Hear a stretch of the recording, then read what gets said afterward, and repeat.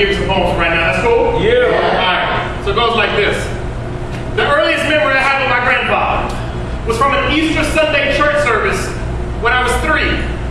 Okay. Which is funny, because it was probably the only time my grandfather showed up to church in his life. And I can't remember who convinced him to come, but I remember that the service was outside. And during the silence of the pastor's prayer, I remember this woman walk by.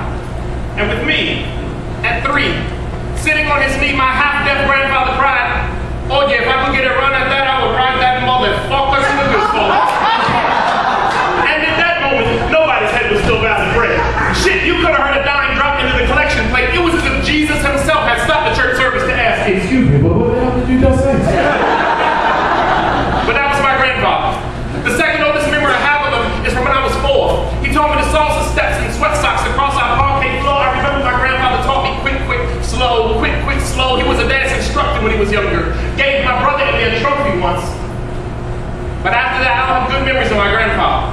See, he was an abusive alcoholic, which led to diabetes. And when the blood could no longer flow to his toes, they cut his legs off at the knees.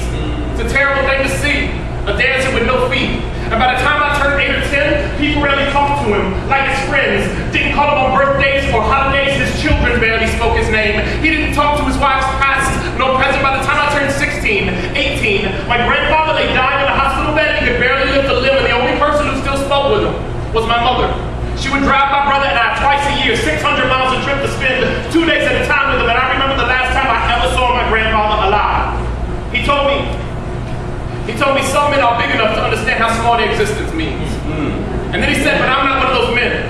He said, I got a lot of theories on living, but I've only learned one thing. And let me be the first to say that nobody's messed up their life more than me, but it doesn't matter how broken or bad or abused we become, because we are all worthy of something beautiful, something perfect, something pure. And it doesn't matter how far we've fallen or whether or not we are all brokenhearted. We all deserve to chase our own happiness until God calls us home, whether or not he called us person at some Easter Sunday service. Yeah. See, the only things we regret in life are the chances we're not willing to take. So when it comes to your own happiness, you let there be no room for second place.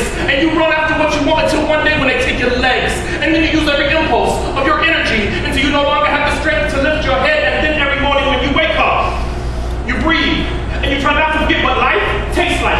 You try to remember the dance and know that you can still get all those steps right. And if you find one moment of happiness in this short thing we call life, then you grab that moment, you hold that